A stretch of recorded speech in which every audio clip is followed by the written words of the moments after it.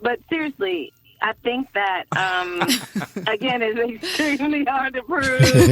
It is extremely hard to prove, but when I can get somebody fully qualified and in a home in 30 days with another very high-ranking institution, and this one, they didn't, and they got car loans and credit cards and all that kind of stuff to keep them in debt. To me, it's a problem. And the person who told me this used to work at one of these branches. So I was like, wow. I mean, it was really hard to hear. It was really hard to hear. And it's really unfortunate because a lot of people, feel like, I'm just going to go to the place. I already bank here. We already have a relationship. And I have to say to them, you can try that, and that's okay. But do know that those institutions have highly disappointed people either at the beginning of the process or close or at the middle of the process where they say yes and then they say no, and then they turn around and the underwriter looks at it and says no. So I really don't want you to be in that situation. And it takes a minute because they're like, I'm going to do it anyway. And I'm like, okay. Well, I'm glad you all brought that point out. So, for example, and I know you all are very thorough about screening your clients because no one wants to waste their time because time is money. But when you have a client that they have, and I'll just call from a personnel perspective, when they have the minimum quals, so they have the 700 credit score, the debt ratios are looking good, and they have the money in the bank, and you get that rejection from the bank, what alternative do your clients have at that point when it's just obvious that there's nothing, you know what I mean? You're looking at the credit report from whatever bureau you are using. All that's looking good. The money's there. The employment history is there. What do you do as the real estate agent for that client? Well, long story short, because there's two ways. One is the issue if they want to address it later, which I'm not going to talk about that right at this moment. Sure. And the other one is if they're looking to buy right away. I always tell clients, too, you make them work for your business. So sometimes it's not even, let's just say they're not trying to discriminate. You make that lender work for your business. So you can have your credit ran up to 3 to 4 times in 30 days and it not affect your credit score. So you want to shop for the best interest rate. You want to shop. Like I say, you want them to earn your business. So let's just say if you are declined, then you would definitely want to reach out and find another lender that is going to qualify them. And then after that's done and you found your property or whatever, and like I said, you got to start, we got to start reporting stuff. A lot of times we don't want to be bothered with it and we just kind of let it go. Then you can file a report. You can definitely file a report against that financial institution that declined you. And 2, they usually, when they do deny you a loan, no matter what type of loan it is, they send you a little disclosure, and at the bottom it says that you could get more detailed information. Mm-hmm. So you definitely want to find out what was the exact reason why they denied you that bank loan. But don't let that stop you from getting your house. So that's why I said there's 2 different issues, because you don't want to be fighting that. And now, because interest rates change on a daily basis, and you're missing the big prize, which is you want to purchase a home, which is something that, I feel like every family should want to do, every person should want to do at least one time in their life. And then after they do that, then like I said, you go and you file a report against that financial institution and you make them prove to why they denied you that loan. And even with a higher interest rate. So if you're getting a really low interest rate and then another company wants to give you 2 points higher, 2.5 points higher, find out too, because, they'll do that as well. They might approve you for the loan, but they'll approve you the loan for a higher interest rate. Okay. Well, this has been a great discussion, and we're going to come back because I know we have more questions, and ThinMed and I want to delve a little deeper into this whole issue, and then just kind of talk about, I know it's 2 different things, but just kind of talk about how this sort of relates to that whole gentrification piece that gets people so bent out of shape when they are looking at certain neighborhoods. So let's think about some things that we want to talk about. And, of course, we want to keep this redlining discussion going on and move into gentrification. So keep it locked. We'll be right back. Real talk. Straight, no chaser. We'll be right back.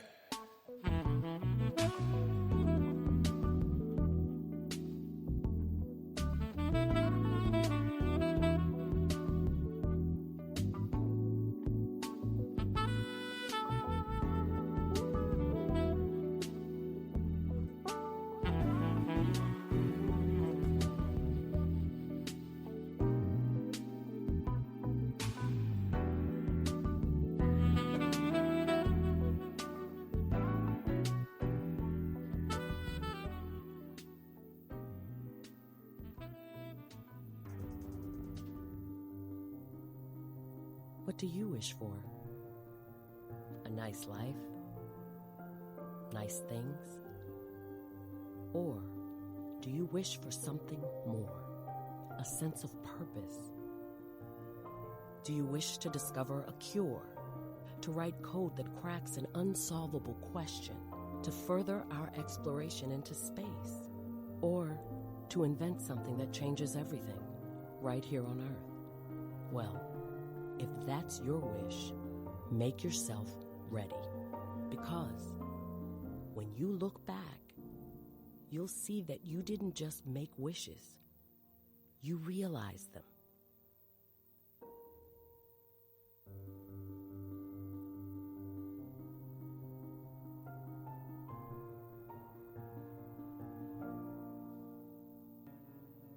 The path to happiness is not the easy one, but taking drugs will not make it easier.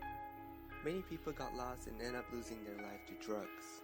If you or anyone that you know is within that path, don't be afraid to seek for help. Visit www.adk.gov.my for information related to drug abuse. So, know your path. This message is brought to you by the National Anti-Drugs Agency.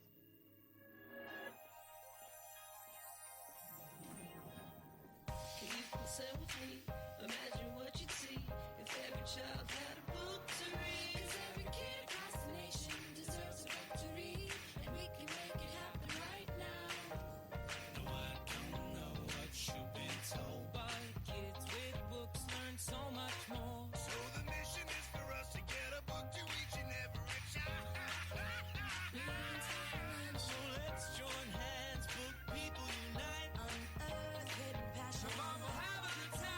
Seeds of inspiration to motivate some magic. To change the writing on the wall. Writing on the wall. Can make a difference. One book can inspire a child. One book can be the first thing that helps to change a life. Read to a child today and spark a lifetime of ambition. Where I wanted to quit, in the back of my mind, I told myself I have to quit. And just that day when I reached for that cigarette, I'll never forget it, with my son looking at me. And it was like a bolt of lightning hit me, where I finally realized the big picture of what year after year and cigarette after cigarette had done. And I said, that's it. I'm done. I quit. Took him a whole pack, brand new pack. Took him, threw him out the window, and I don't litter.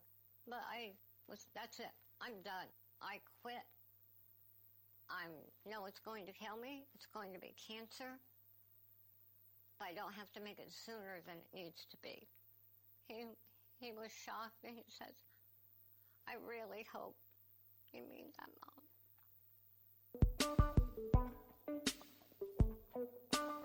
Let's get back to your girl Aunt BZ, Thin Bad, and the Chief.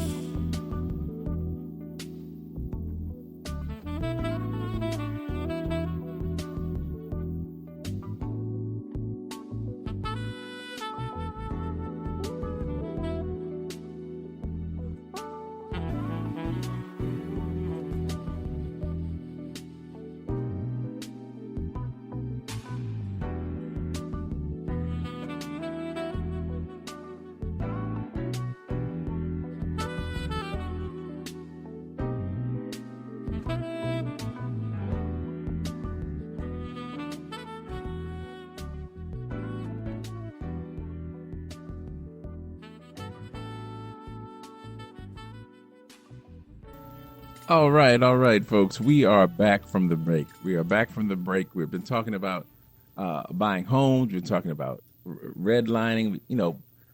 And we're now kind of sliding into the gentrification piece. But buying a home is a huge part of the American dream. But for some folks, it's been kind of a nightmarish situation.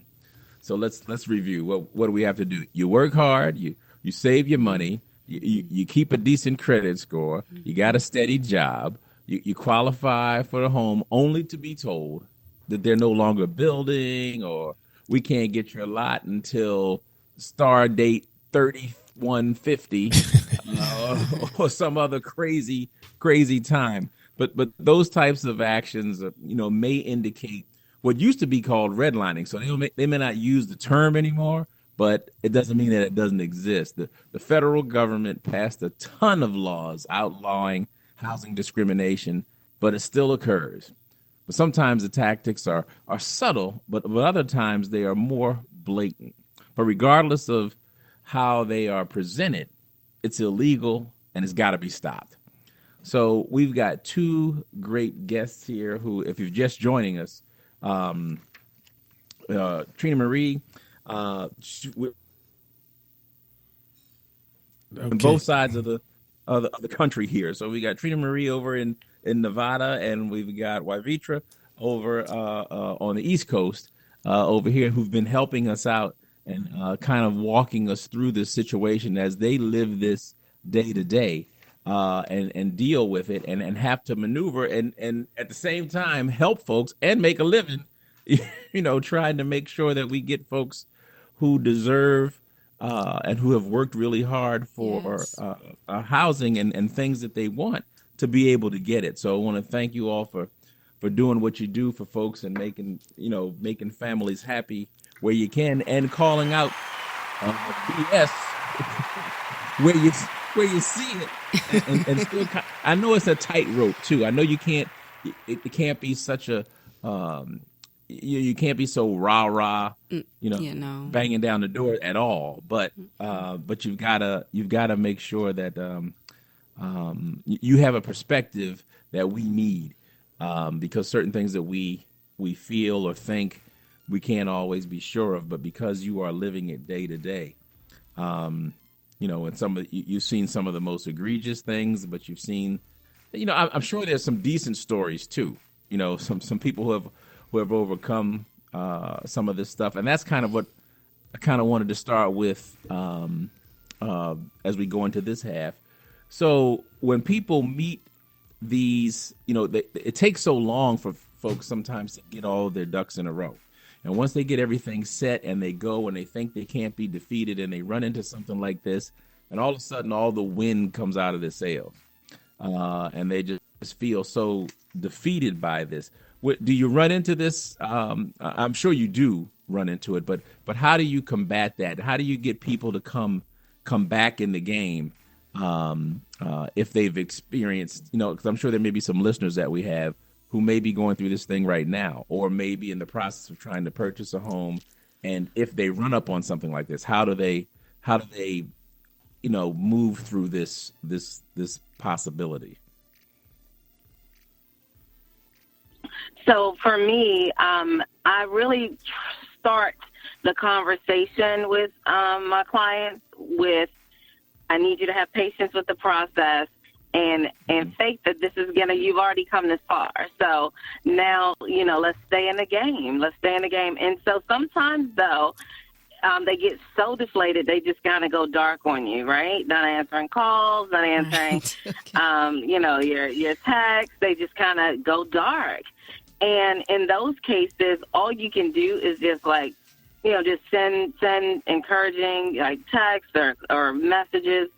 But what I tell the clients going in, especially those who want to start with the institutions that they currently bank with, I tell them, okay, you can start there, but do know that I have a host of lenders that I work with that I know if it can get done, we'll get it done. So don't let, one roadblock stop you from going after what you have already